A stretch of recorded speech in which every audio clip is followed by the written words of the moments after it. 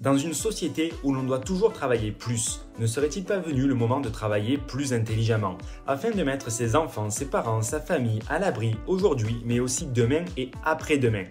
Ceci pour que chacun puisse vivre sa vie comme il entend, loin des stéréotypes ou loin d'un système pensé pour nous. Chacun pourrait apporter de la valeur aux autres, apporter de la valeur au monde. N'est-ce pas ça le sens de notre planète? Ce monde est bien accessible à tous, grâce à la mise en place de revenus passifs où l'on n'a pas besoin d'échanger notre temps pour un salaire. Si ceci te parle, je te donne rendez-vous tous les mercredis pour réfléchir investissement immobilier, développement personnel et entrepreneuriat éthique afin d'avancer ensemble vers une nouvelle liberté qui est à portée de main. Hello à toi, cher investisseur, je suis ravi de te retrouver aujourd'hui dans ce nouveau podcast dans lequel on va parler des cycles de vie. Cycle de vie parce que si tu le sais pas, en fait, moi j'ai remarqué que ma vie, en fait, suit diverses évolutions, divers changements par période et j'appelle ça des cycles de vie. Comme d'habitude, avant de rentrer dans les détails, je t'invite à t'abonner, à mettre des likes et des petits pouces et à me dire à la fin de ce podcast ce que tu penses de ce que je t'ai partagé, si ça te parle, si tu as d'autres idées sur le sujet, parce que comme je le dis, je suis pas un expert du truc, mais je te partage simplement mes pensées, mes opinions, de façon à ce que tu puisses peut-être t'inspirer, oser investir, oser créer la vie que tu as vraiment envie. Voilà, pour faire bouger un peu les choses et contribuer au meilleur des mondes. Donc, les cycles de vie. Comment j'en suis arrivé à penser ça? C'est simple. Lorsque je me suis retrouvé dans une situation où je me disais que la suite des prochaines étapes, en fait, n'est pas forcément identique au passé.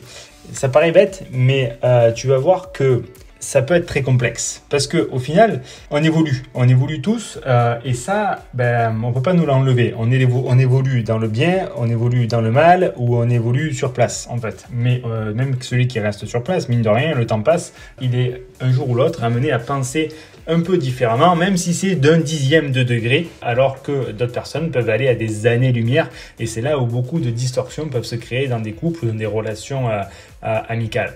Parce que au final, l'évolution, c'est la vie et malheureusement, on n'a pas tous la même vitesse d'évolution. Donc, les cycles de vie, à quoi ça sert? Ça sert à se rapprocher de son objectif.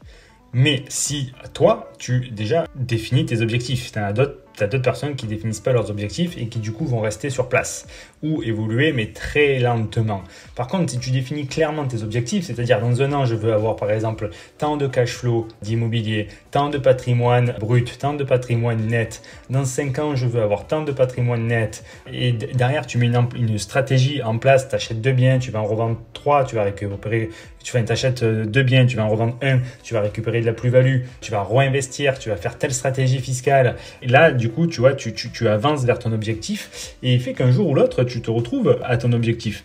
Et donc, il faut repartir sur autre chose et définir sa stratégie, définir ses objectifs, même si ça fait rêver, enfin, quand on y pense, parce qu'au final, seule notre imagination est notre limite, hein, parce que même en réalité, celui qui veut aller sur la Lune, il a 2 options, hein, c'est où il travaille toute sa vie, il crée une entreprise, il fait du cash pour se payer un voyage sponsorisé par Elon Musk, ou du coup, peut-être, il peut essayer de développer autre chose.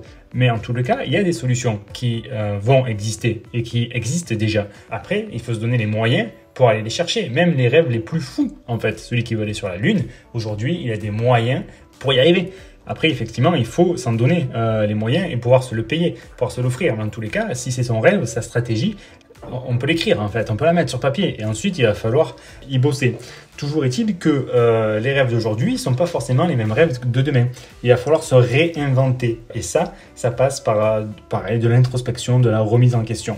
Tout ça, ça fait partie du parcours de vie. Ce qui est très intéressant en réalité dans ce parcours de vie, c'est que la durée dans le temps en fait, pour persévérer, pour avancer sur tes objectifs de vie, la durée donc dans le temps ne va pas demander les mêmes compétences à l'instant T que lorsque tu as débuté. C'est-à-dire que si tu veux débuter, que tu définis ta stratégie et que ça marche un jour ou l'autre, tu vas devoir définir une nouvelle stratégie et te réinventer, créer une autre étape. Et tu ne pourras pas y arriver avec les mêmes méthodes et les mêmes outils, les mêmes atouts, les mêmes forces, la même expérience que tu as développée pour passer au niveau supérieur. Parce que si tu restes au niveau sur lequel tu es arrivé, même si tu as avancé, et que tu restes sur tes acquis et que tu restes sur ce que tu sais faire, ben, tu vas te retrouver un petit peu comme dans la situation que tu étais au départ avec les personnes ou avec les personnes qui ne bougent jamais et qui restent dans leur zone de confort. Donc en fait, tu es tout le temps en train de te réinventer si tu réfléchis au truc, tu vois, et c'est exactement pareil pour l'immobilier. Tu dois absolument te dire, bon, là, je veux partir pour remplacer mon salaire. Je veux 2000 € de cash flow net sur mon compte. Donc, quelle est la stratégie que je vais mettre en place pour y arriver ? Voilà.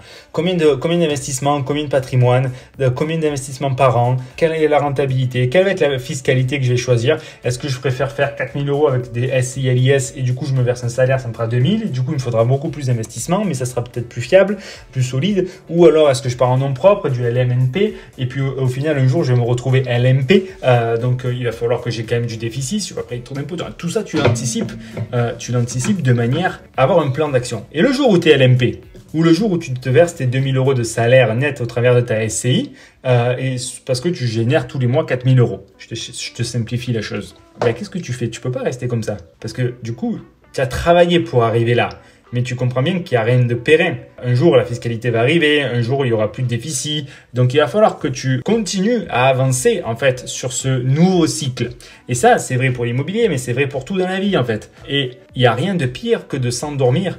Si tu commences à te poser des questions et à avancer sur ces sujets-là, surtout, ne t'endors pas. Parce que si tu t'endors et que tu es LMP et tu te retrouves et que tu n'as plus de déficit, donc tu vas devoir payer impôts, taxes, SSI, etc., ben ça va faire très mal. Donc tu ne peux pas t'endormir. Tu dois être en constante évolution sur ton cycle de vie. Et du coup, tu ne peux pas utiliser les avantages ou les forces ou les acquis que tu as eu dans le passé. Je te donne un autre exemple. Un investisseur comme on pouvait le faire auparavant, c'est-à-dire qu'il arrivait à acheter le bien et puis il faisait les travaux lui-même. Du coup, c'est super, il a les compétences pour faire les travaux. C'est génial. Mais est-ce que tu crois que c'est ces compétences-là qui vont te mener à la liberté financière ? Sachant que du coup, tu sais, tu perds pas, tu optimises pas la fiscalité, tu perds beaucoup de temps. Est-ce que tu crois que parce que tu sais faire des travaux, ces compétences-là, ça va te servir pour plus tard pour arriver à vraiment créer ta liberté financière ? Certes, c'est un avantage, mais est-ce que ça suffit en fait comme compétence ? Non, tu ne pourras pas t'endormir sur tes lauriers. Ça sera une très bonne base, évidemment. Mais il va falloir que tu maîtrises bien d'autres facettes, en fait, pour perdurer. Parce que c'est ça, la durée dans le temps ne demande pas les mêmes compétences que pour se créer ou pour se lancer ou pour se développer. Voilà, pour arriver à être qui tu visualises et qui tu veux vraiment être dans 2, 5 ou 10 ans, tu ne peux pas compter sur les compétences que tu as eu dans le passé. C'est-à-dire, ça va faire une base, mais sans cesse, ce travail va devoir être remis en question et tu vas devoir aller chercher de nouvelles compétences. Et ça fait vraiment partie du cycle de la vie. Et c'est vrai pour l'immobilier, mais c'est aussi vrai pour l'entrepreneuriat, c'est aussi vrai pour la vie de famille. Si tu penses que tu dois te comporter de la même manière quand tu n'as pas d'enfant que quand tu as d'enfant, parce que quand tu n'as pas d'enfant, tu as du temps peut-être pour aller faire ton foot tous les dimanches, ou profiter de week-ends à droite ou à gauche. Quand tu as des enfants, c'est un peu plus complexe. Tu vois, c'est con, mais il faut penser différemment. Et puis quand tes enfants ils auront 2 ans, ce sera pas pareil que quand tes enfants ils auront 5 ans. Parce qu'après, il faudra eux les mener au foot. Et du coup, ton temps, tu vois, donc si toi, tu n'as pas de temps, parce que déjà tu bosses la semaine et après tu mènes tes enfants à l'anniversaire ou au foot le week-end, et que toi, c'est important d'avoir du temps pour toi, il y a un petit problème. Donc, tu es obligé de toujours réfléchir à tes objectifs de vie, de mettre en place des actions qui vont te permettre d'y arriver et de revenir en arrière et de regarder dans quel cycle tu es, quelles sont les compétences et les connaissances et l'expérience que tu as développées pour arriver là, et qu'est-ce que tu gardes de ça et qu'est-ce qu'il te manque pour aller à l'étape d'après. Voilà, l'étape d'après, c'est par exemple, tu as du temps pour passer avec tes enfants, mais tu as aussi du temps avec toi, pour toi je veux dire. Tu vois, et comment tu fais ça ? Donc, tu vas réorganiser ton cycle de vie. Dis-moi ce que tu en penses. Moi, je suis pile poil là. Tu vois, c'est-à-dire que j'ai réussi à me dégager du temps. Et là, du coup, j'organise pour avoir plus de temps perso et plus de temps avec mon fils et plus de temps sur mes passions. Voilà. Et du coup, c'est génial. Mais je me fais vraiment ce travail. Un jour, dès que j'y serai, que ça sera parfait, ben, il va y avoir autre chose. Et je vais encore continuer à travailler sur un autre objectif. Et je mettrai en place de nouvelles compétences pour atteindre ces nouveaux objectifs. Et jamais on s'endort, et sans oublier le passé. Et c'est vrai pour la famille, et c'est vrai pour les investissements, et c'est vrai pour tout dans la vie. Dis-moi ce que tu en penses, et je suis ravi d'échanger sur le sujet. Ciao, ciao!